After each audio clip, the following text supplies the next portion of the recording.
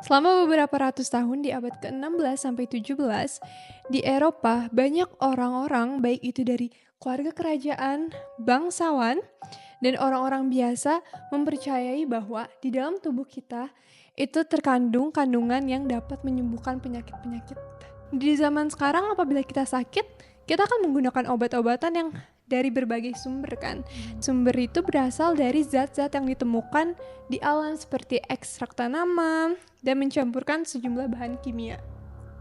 Tapi pada zaman dahulu orang-orang tuh percaya bahwa apapun itu yang ada dalam tubuh kita seperti darah, lemak, tengkorak manusia, dan bahkan tulang-tulang manusia hingga sampai jasadnya kita yang sudah dikomposisi, itu dia bisa menyembuhkan penyakit.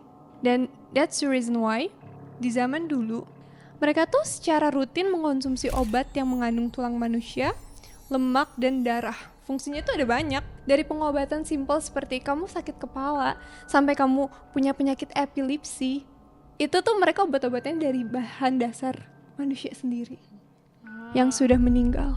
All in one. Sekarang kita bayangin deh, serem banget gak sih kalau misalnya kita sakit, kita ke dokter, terus dokternya ngepreskripsiin kita obat-obatan yang oh my god, dari orang yang dahulu udah hidup, dari seseorang yang mungkin adalah anggota kesayangan orang lain, terus kayak yang udah meninggal tapi malah masuk ke dalam tubuh kita. Itu sama aja kayak kanibal gak sih? Iya. Dan bukan cuma itu, kita tahu sendiri kan kalau tubuh manusia itu mengandung banyak penyakit. Kayak kita cuman berada di dekat atau bersentuhan aja tuh bisa menular penyakitnya. Ini bagaimana kalau misalnya kita meminum darah mereka? Kalau misalnya tengkorak, tulang, darah itu bukan seberapa lah. Ada lagi ingredients di dalam tubuh kita yang dianggap penting dan bisa untuk pengobatan, yaitu adalah lemak manusia. Lemak manusia dipercaya bahwa bisa untuk menyembuhkan luka, untuk menjadikan salep yang dibalurkan di tubuh kita. Ini tuh emang kalau misalnya ada orang yang terluka atau enggak ada orang yang membutuhkan agar kulitnya itu hilang cederanya, lebamnya, itu mereka biasa pakai lemak manusia. Dan itu juga dipercaya bahwa melindungi manusia dari evil spirits. Oke, sekarang kita masuk ke dalam ceritanya. Ngomongin tentang lemak, ada suatu urban legend di Spanyol yang namanya tuh sacamantecas. Saca itu adalah to remove atau untuk mengambil, dan mantecas adalah lemak. Jadi literal translationnya itu adalah untuk mengambil lemak. Itu merupakan makhluk yang orang-orang takuti di sana, seperti boogeyman, seperti hantu kuntilanak gitu-gitu. Tapi yang membuat sacamantecas ini lebih seram adalah mereka itu dipercaya bahwa sosoknya adalah sosok orang yang badannya kecil sekali seperti lidi, dan dia akan membunuh orang-orang untuk mengambil lemaknya karena lemak itu berfungsi berguna untuk tubuh dia. Dan biasanya yang dibunuh adalah anak-anak. And that's the reason why pada zaman itu banyak sekali orang tua yang melarang anak-anaknya untuk jangan pergi sampai larut malam atau jangan bermain sampai jauh dari rumah karena takutnya mereka akan menjadi santapan bagi sacamantecas.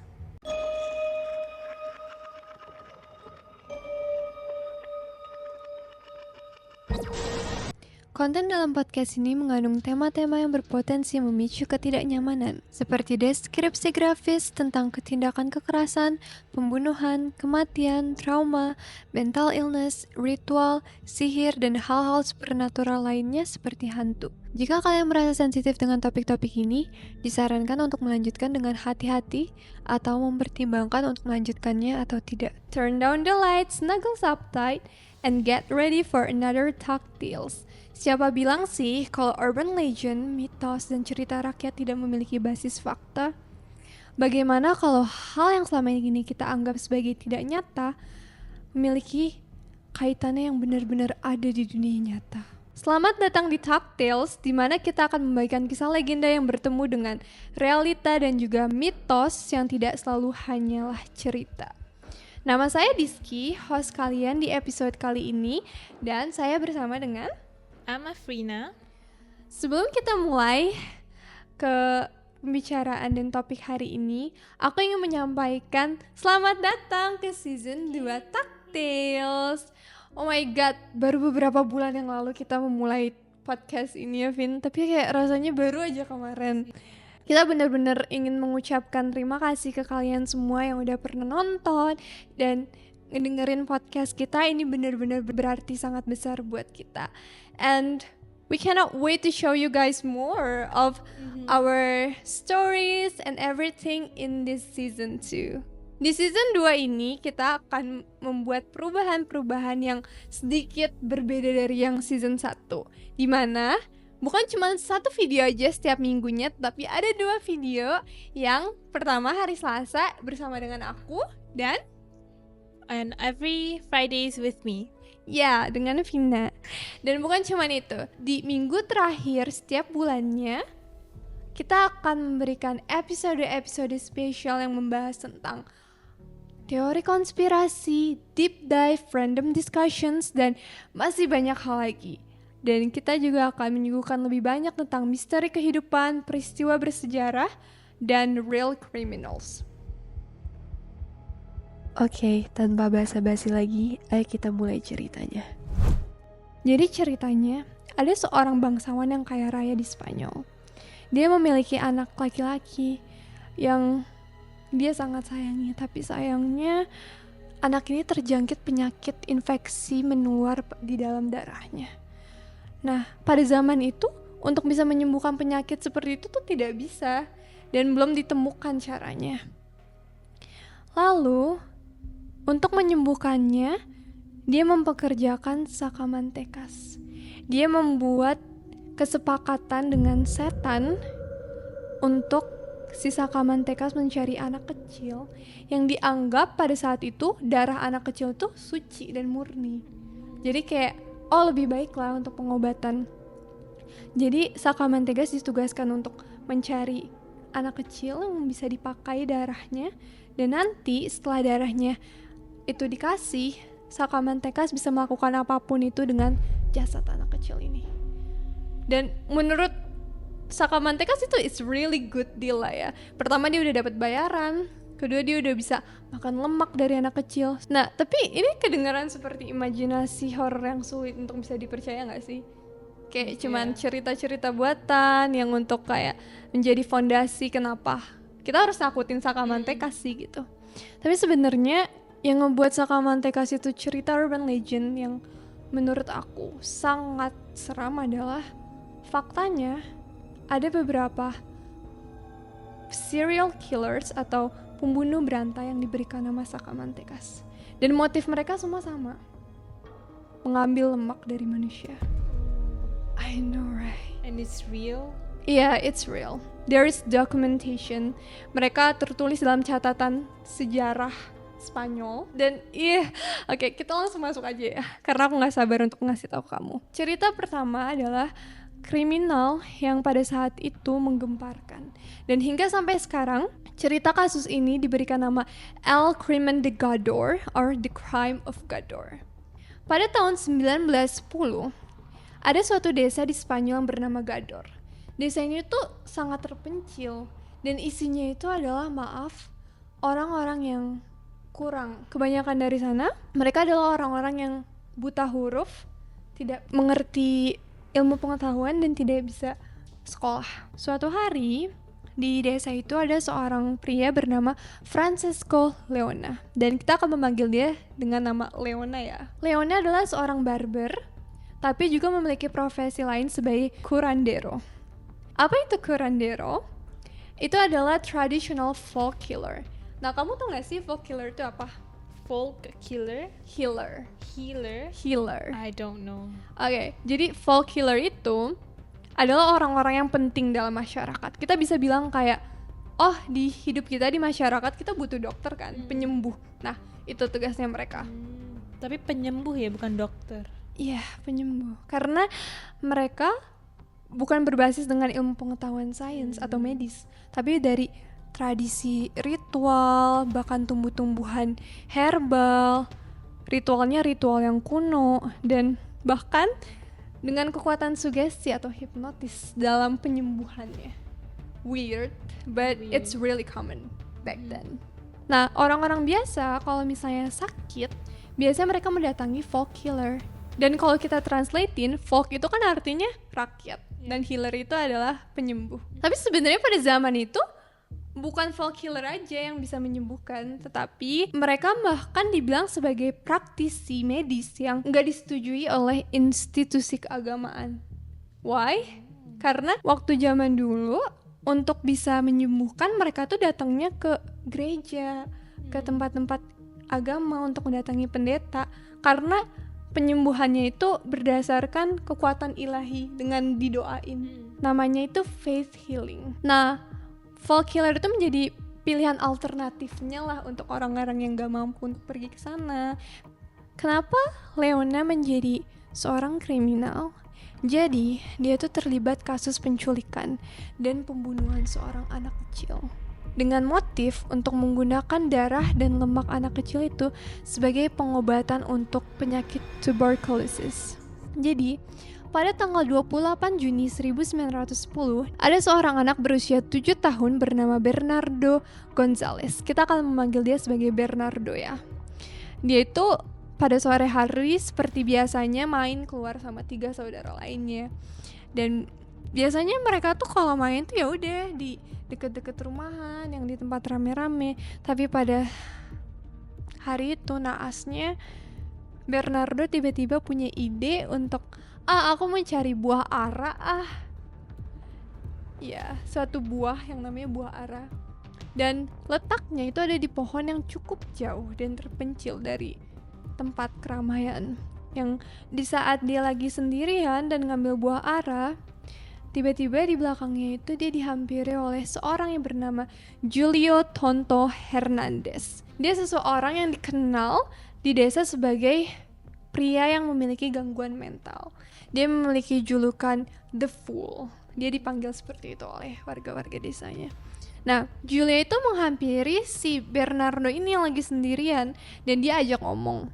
Bernardo yang diajak ngomong oleh Julio akhirnya dia madep dong ke arah si Julio ini, dan dia nggak tahu kalau misalnya di belakangnya itu ada Leona yang diam-diam membawa kain sapu tangan yang sudah dilumuri oleh chloroform. Nah, apa itu chloroform? Itu adalah obat bius yang pada saat itu dipakai untuk anestesia, untuk bius. Nah, saat dia tidak pay attention with his surrounding, si Leona itu ngenyekap dia dari belakang dan menutupi hidung dan mulutnya dengan kain itu. Dan of course lah dia mencoba berontak, tapi anak kecil 7 tahun versus sama 2 laki-laki yang sudah dewasa, pasti kekuatannya kalah kan. Dan akhirnya dia unconscious lah, dia hilang kesadarannya karena obat bius itu. Dan dia akhirnya digotong, dibawa ke suatu tempat yang dimana Julio dan Leona bertemu dengan sekongkolan mereka. Dan you know what? Sekongkolan itu siapa? Another folk healer yang bernama Agustina Rodriguez, yang merupakan ibu dari Julio sendiri. Di sana badannya Bernardo itu diletakkan di atas meja seperti ini, dan mereka orang-orang itu megangin kaki tangan Bernardo. Dan you know what? Mereka ngangkat tangannya Bernardo dan di bagian ketiak sininya ditusuk. Oh my god, why? Iya, dan karena ditusuk itu akhirnya darahnya mengalir dong keluar. Dari mengalir keluar itu si Agustina, ibunya Julio, pakai panci untuk nangkup darah-darah yang keluar itu. Dan pastinya kalau misalnya sampai ngucur gitu kan banyak banget darahnya kan. Setelah mereka melakukan aksi itu dan mengumpulkan darahnya Bernardo, darah itu diberikan ke Francisco Ortega El Moruno. Dia adalah seorang petani kaya raya yang menjangkit penyakit tuberculosis. Dan dengan upayanya mencari penyembuhan, dia akhirnya meminta tolong bantuan dari Leona dan Agustina untuk mencari solusi. Mereka itu ya, khususnya Leona, punya criminal records. Dan pada saat itu mereka bilang, oh kita tahu gimana cara nyembuhinnya dan kita bisa nyembuhin kamu. Caranya apa? Yaitu dengan menggunakan darah anak kecil. Nah, setelah darahnya itu terkumpul, karena darah itu kan rasanya amis ya, dan kayak nggak enak banget untuk diminum. Tahu nggak, darahnya Bernardo itu dicampur gula sama dia, dan akhirnya dia minum. Oh my god. Tapi tidak sampai di situ saja kekejamannya. Bernardo itu masih bisa diselamatkan. Walaupun dia sudah kehilangan banyak darah, tapi nyawanya itu masih ada, jantungnya itu masih berdetak, dia masih bernafas. Tetapi dia dibawa ke suatu tempat yang bernama Las Pocicas. I don't know how to say it. Di mana anak kecil itu, Bernardo, dibunuh dengan cara dipukul kepalanya dengan batu hingga kepalanya itu hancur. Dan setelah dia menghabisi nyawa anak kecil itu, Leona tuh nggak mau menyanyiakan tubuh dari anak kecil itu. Dia bakal ngambil lemaknya dan bagian mesenterium yang ada di bagian perutnya untuk dijadikan kompres yang bisa dibalur di dadanya Ortega. Gila ya. Dan mereka tuh bener-bener yang berdarah dingin gitu loh. Udah ngebunuh anak kecil, ngelakuin penyiksaan seperti ini. Mereka bahkan membiarkan saja jasadnya gak dikubur dan cuma diletakkan di celah-celah gitu dan ditutupi oleh tumbuhan dan batu. Di hari itu, karena Bernardo tidak pulang setelah sudah larut malam, orang tuanya of course nyariin dia dong.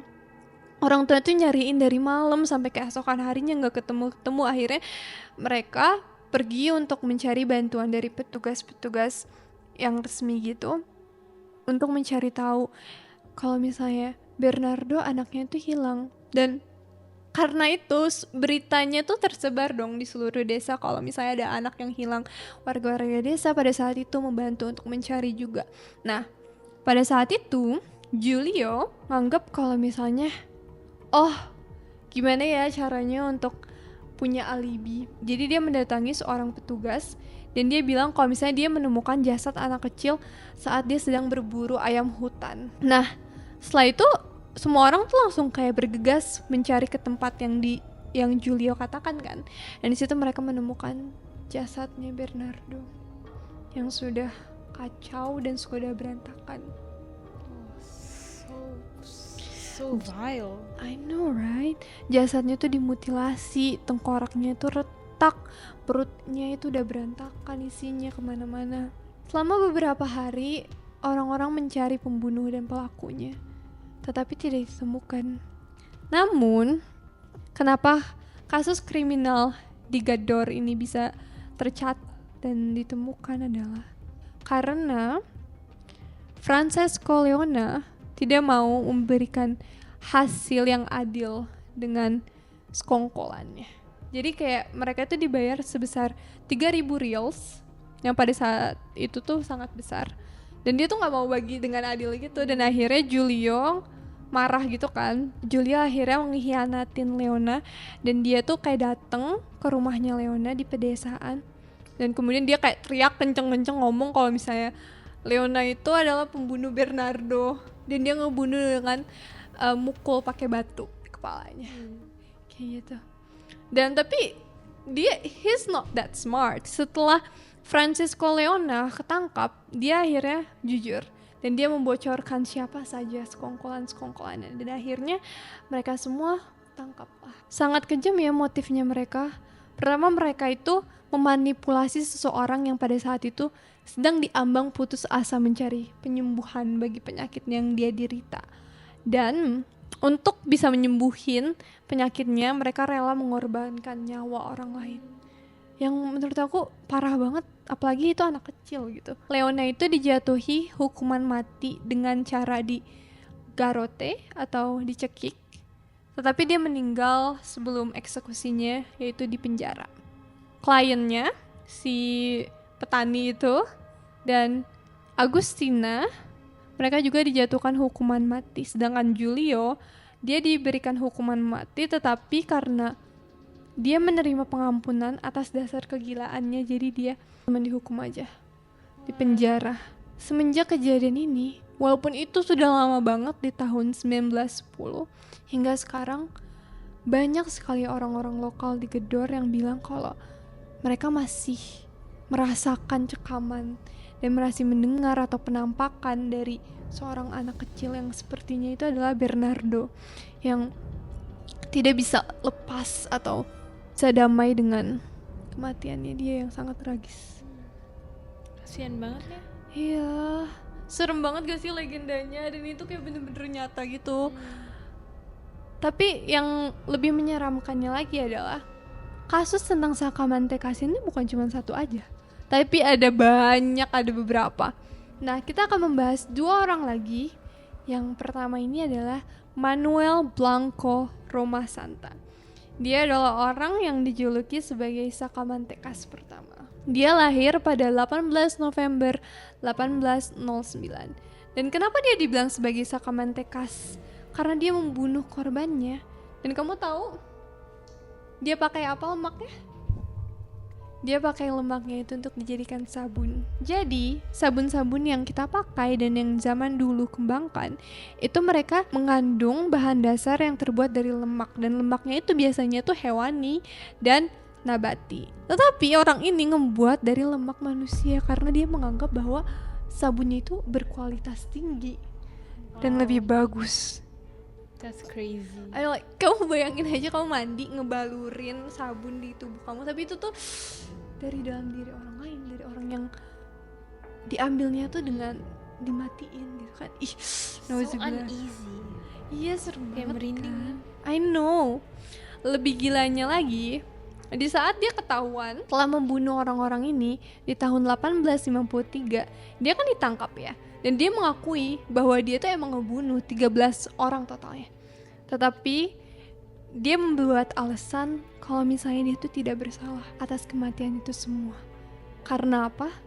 Karena dia menderita penyakit kutukan yang bernama lycanthropy. You know what it is? Kutukan serigala. Jadi dia bilang dia bisa berubah menjadi serigala yang merupakan kutukannya. Dan dia akhirnya membunuh orang-orang itu. Dan dia helpless, dia gak bisa apa-apa karena dia gak bisa mengendalikan itu. Dia membuat alasan seperti itu. Kalau zaman sekarang kita bakal nganggap oh ini orang gila, dan itu kayak cuman rekayasa yang palsu yang gak bisa dipercaya. Tapi pada saat itu dia mendapatkan keringanan oleh Ratu Isabella II dan tidak diberikan eksekusi mati karena Ratu Isabella II itu ingin menjadikan dia objek penyelidikan bagi dokter. Apakah benar penyakit serigala klinis ini tuh benar-benar ada. Dan lucunya lagi, di saat mereka lagi di court, tempat pengadilan gitu, salah satu orang jaksanya atau hakimnya itu kayak bilang, kalau kamu punya kutukan serigala, coba kamu berubah jadi serigala di depan kita semua, buktiin gitu. Terus dia bilang apa coba? Dia bilang, I suffer that disease or that curse for 13 years. Aku mengalami penderitaan kutukan itu selama 13 tahun. Dan setelah 13 tahun, kutukannya akan selesai. Jadi dia tidak bisa menunjukkan ke orang-orang kalau dia adalah serigala. Oh, tiba-tiba 13 tahunnya udah selesai ya. Aneh kan? And you know what funny? Dia bukan cuma dinamakan Sacamante Cas, dia juga mendapatkan julukan lain sebagai werewolf. Dan Sacamante Cas yang terakhir adalah Juan Diaz de Garayo. Dia itu diberikan julukan Sacamante Cas, dan sekarang walaupun dia bukan alasan mengapa nama Sacamante Cas itu tercipta dan tersebar, tapi dia tuh dibilang sebagai the real Sacamante Cas. Karena kasusnya itu benar-benar famous. Dan dia sedikit berbeda dengan yang lainnya. Kalau yang lainnya tuh benar-benar menggunakan lemak dari tubuh korban-korbannya, sedangkan dia hanya diberikan julukan Sacamante Cas karena dia menggunakan Sacamante Cas, legenda itu, sebagai alibi dia yang menyembunyikan tindak kriminalnya dia dan identitasnya sebagai pelaku pembunuhan yang sebenarnya. Nah, sejarahnya Garayo itu ya, dulu tuh dia seorang laki yang pekerja keras yang jujur aku pas ngebaca cerita kehidupannya itu kayak kagum dan hebat banget. Karena bayangin, dia terlahir dari keluarga yang kurang mampu. Orang tuanya itu adalah seorang petani yang menghidupi banyak anak-anak mereka. Dan dia pun anak yang ke-9 loh. Ya pasti kan butuh biaya banyak dan segalanya. Ditambah pada saat itu kondisi Spanyol tuh tidak baik-baik. Banyak kekacauan dan banyak kemiskinan yang merajalela. Garayo juga seseorang buta huruf dan tidak pernah sekolah. Di usia 14 tahun, selama ada perang Karlis pertama, Garayo dikirim oleh orang tuanya untuk bertugas di kota-kota tetangga yang ada beberapa kota, bayangin. Jadi kayak he moves around at the age of 14 untuk kerja. Dan dia tuh kerjanya tuh bukan cuma satu aja, dia kerja sebagai buruh tani, pengembala, dan penambang. Dan pada usia 19 tahun, dia bekerja untuk melayani seorang janda kaya raya yang bernama Antonia Berosteguieta dari Vitoria. Yang pada saat itu dia mencari pelayan untuk dirinya yang memiliki pengalaman dalam bertani dan pengelolaan ladang. Garayo yang sudah memiliki portofolio yang panjang akhirnya terkualifikasi dan keterima. Dan tidak lama dari dia bekerja dengan wanita janda ini, mungkin karena kesepian, tidak punya suami, dan kayak di sebelahnya itu adalah seorang laki-laki, akhirnya mereka menikah. Namun pernikahan mereka tidak lama, karena pada tahun 1863 istrinya ini meninggal dunia. Dan setelah itu Garayo akan menikah 4 kali lagi. Dan I don't know what change, apa yang berubah dari seorang pekerja keras itu, tapi setelah kematian istri pertamanya dan dia menikahi istri keduanya, dia berubah menjadi setan. Karena apa? Karena dia membunuh orang pertamanya, yaitu seorang wanita yang bekerja sebagai prostitusi, dan dia membayar orang wanita itu untuk tidur bareng sama dia. Tetapi setelah melakukan halnya, di saat si perempuan ini kayak meminta uangnya gitu, dia ngasih dikit banget, kayak pelit gitu loh. Terus akhirnya si ceweknya bilang, gila aja, mana mau gue dibayar segini gitu. Akhirnya kayak mereka berargumentasi dan si Garayo itu mencekik perempuan ini dan membunuhnya. And that's the first case. Setelahnya ada 6 perempuan lainnya yang dia bunuh. Ia mencekik 5 wanita yang telah melakukan hubungan seperti itu. Rata-rata mereka adalah pekerja yang memberikan jasa hubungan intim. Dan yang paling kesian adalah semuanya kesian, tapi kayak ada seorang gadis berusia 13 tahun, dia tuh gak bersalah apa-apa. Cuma naasnya saat si Garayo lagi pergi ke suatu kota, lagi jalan, dia juga lagi ditugaskan oleh majikannya untuk melakukan tugas.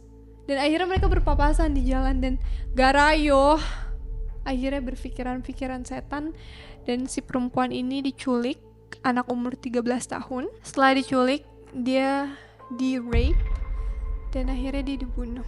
Bukan cuma itu, dia ada 4 cases, ada 4 kasus dia menyerang perempuan lainnya, tapi untungnya perempuan-perempuan ini selamat dengan nyawa mereka. Sebelum ia ditemukan dan ditangkap atas aksinya, pembunuhannya ini tersebar dan membuat orang-orang banyak takut kan, karena kayak setelah ditemukan jasad-jasadnya, petugas dan semua orang tuh tidak bisa menemukan siapa pelakunya. Dan setelah itulah nama Sakamantekas bahwa ada setan yang membunuh orang-orang ini tersebar. Dan si Garayo mendengar bahwa kelakuan sadisnya ini disangkut pautkan dengan legenda Sakamantekas. Akhirnya dia melakukan pembunuhan kedua wanita yang berbeda. Dia membunuhnya dengan apa coba? Terakhir kalinya dia benar-benar ngacak-ngacakin badan orang-orangnya karena dia untuk bersembunyi di alibi kalau memang benar pelakunya adalah Sakamantekas dari bukti tubuhnya yang diberantakin. He thought he could get away. Dan legenda Sakamantekas ini banyak sekali mitosnya. Ada juga Sakamantekas dari Kadis yang merupakan katanya adalah sekelompokan orang-orang yang merupakan pembunuh berantai yang mengambil lemak dari korban-korbannya. Tapi di dokumentasinya atau sejarah Spanyol belum ditemukan apakah ini beneran kriminalitas seperti 3 orang lain yang kita ceritakan, atau mereka itu hanya mitos urban legend saja. Jadi yang sudah dibuktikan adalah Sakamantekas 3 yang tadi kita sebutkan. Dan mungkin karena beberapa orang inilah makhluk Sakamantekas itu tersebar dan dianggap bahwa mereka itu benar-benar ada hantunya. Karena secara logika gitu ya, walaupun memang banyak kasus kriminal yang terjadi, tetapi sebagai orang yang memiliki pemikiran yang lurus dan moralitas, pastinya kita kayak menganggap kok bisa ya ada orang yang setega itu, sejahat itu. Dan mungkin itu adalah alasan kenapa kadang-kadang kita membuat makhluk-makhluk atau cerita mistis yang tidak nyata untuk menjadi alasan kenapa manusia bisa sejahat itu. Kayak, oh mereka nganggap Sakamantekas hantunya itu benar-benar ada, padahal itu adalah perbuatan manusia yang mereka nggak bisa habis pikir gitu. Kok bisa sih manusia sejahat setan gitu. Jadi kayak lebih baik kamu percaya kalau setan yang melakukannya daripada itu manusia sendiri yang sama kayak kamu derajatnya. And that's it guys. What do you think? Apakah kasus ini menyeramkan? Sebenarnya menurut aku urban legend itu banyak yang berasalkan dari pertanyaan dan suatu misteri yang belum terbongkar. Jadi manusia menggunakan active imagination and reasoning mereka untuk memberikan alasan kenapa suatu hal bisa terjadi. And untuk kisahnya Sakamantekas, kita sudah tahu bahwa pelakunya adalah manusia-manusia. I agree, it's like the case of orang minyak. It's almost the same, right? Ya, Sakamantekas bukan cuma legenda saja, tetapi ada di real life. Dan sekian dari kita, dari Tag Tales. Aku harap kalian suka dengan episode hari ini ya guys. Kalau misalnya ada kekurangan, tolong maklumin ya. Don't forget untuk nonton dan dengerin podcast kita di Spotify, Apple Podcast, dan platform-platform lainnya seperti YouTube setiap hari Selasa dan setiap hari Jumat. Bye! Bye-bye!